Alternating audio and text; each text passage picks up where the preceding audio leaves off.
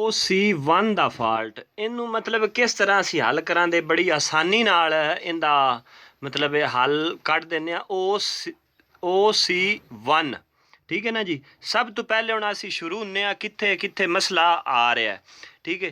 सब तो पहले कि जिहड़ियां तीन तारां आ रही ना कन्वर्टर विचों ये तीन तारां जिहड़ियां आ रही ने ठीक है ना। यह तीन तारां इन्हां तिन्नां तारां नूं चैक करना है भी विच किसे तार दे नाल जोड़ तां नहीं रलिया आया ठीक है। यह त्रै तारां ने अलहदा अलहदा ठीक है। इन्हां त्रों तारां नूं विचों चैक कर लेना। मैं खोल के नहीं ज़्यादा दस रहा दोनों जिसले तुसां खोलना दोनों खुद पता लग जाना ठीक है। उस तो बाद इनू चैक करना ठीक है ना जी। इनू चैक करना इनदे विच कितें जोड़ छोड़ दे विच तां नहीं ये 10-12 तरीक़िਆਂ नाल फॉल्ट आ जाता ठीक है ना। तो उनका आखिरी हल भी तुहानूं दसने आ कि जिहड़ा लास्ट है यानी कि जिथों मतलब ना पता लगे उनका भी तुहानूं दसने आ। अच्छा सब दूसरे नंबर ते ए जोड़ आ जाता है वेख रहे हो ध्यान नाल वेख लो। ए जोड़ तो भी इनका मसला आ सकता है ठीक है। उस बाद इस तरह होर काफ़ी जोड़ ने हुण मोटर ते जिस तरह ए जोड़ ने वेखो ना इत्थे भी मसला आ सकता है ठीक है। उस तो इलावा तकरीबन 4-5 क्वालिटियां ने। इस अगे इत्थे फिलहाल ब्रेकर लगा होंदा लेकिन असी सादे तरीके नाल इन्हां ने मतलब कीता है ठीक है ना जी। इत्थे भी मतलब जी अगर हो जावे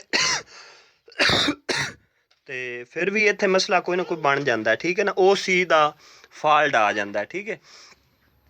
तो इनका इस तरह होंदा है कि ये कार्बन बन जाता है मोटर। अगर हाँ एक गल होर है OC दा फॉल्ट है एक सब तो वड्डा इशू ये वे कि मोटर जाम हुंदी है। सानू पता नहीं हुंदा कि मोटर असी समझने कि ठीक है। सब तो पहले इस तरह करना है कि मोटर नू चैक कर लेना है ठीक है ना।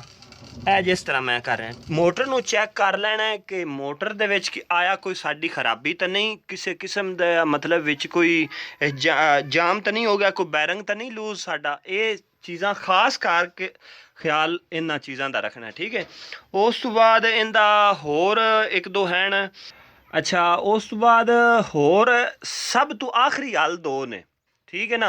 अगर इन्हां विचों कोई भी फॉल्ट नहीं निकलता इन्हां विचों कोई भी फॉल्ट नहीं निकलता OC दा इस तरह भी फॉल्ट हुंदा है कि एक बारी मोटर साडी रनिंग हो जाती चल जाती है। वेखो ना मोटर जिवें चल गई है जट एक बाद इसने तकरीबन 5-7 मिनट बाद OC फॉल्ट आ जाना है ठीक है।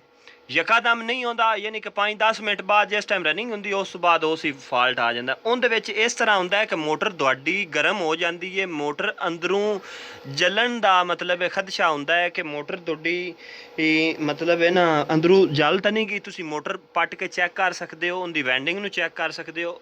सब तो आखिरी मसला है कि पैरामीटर तुहाडा ठीक हुंदा है। OC दा फॉल्ट एडा खास कोई नहीं। तुसीं इन देखो रत्ते बटन नूं मंडो दे ना स्टॉप वाले नूं OC दा फॉल्ट खत्म हो जाएगा ठीक है। तो ये मतलब सब तो मुड़ आखिरी सवाल यही है कि जिहड़ा इहदे विच इस जगह ते हुंदे ना मतलब जिथे असी नट कसने ठीक है ना। इन्हां तीन तारां दा आउटपुट दियां जिहड़ियां तीन तारां निकल रही ने उन्हां तारां दे जिहड़े थल्ले सैल हुंदे ना वो सड़न दा आखिरी हल है कि फिर वो सड़ गए ने इनदा फिर दोनों रिपेयरिंग करवानी पौनी है ठीक है ना जी। अगर ये मसला आ रहा है ठीक है तो ये सारियां चीज़ां चैक करो तो इंशाल्लाह ठीक हो जाएगा। बहुत मेहरबानी साडे आक दुआ करना बहुत बहुत मेहरबानी। अल्लाह तुहानूं खुश रखे हो सके सब्सक्राइब कर देना नहीं तो साडे आक दुआ कर देना ठीक है।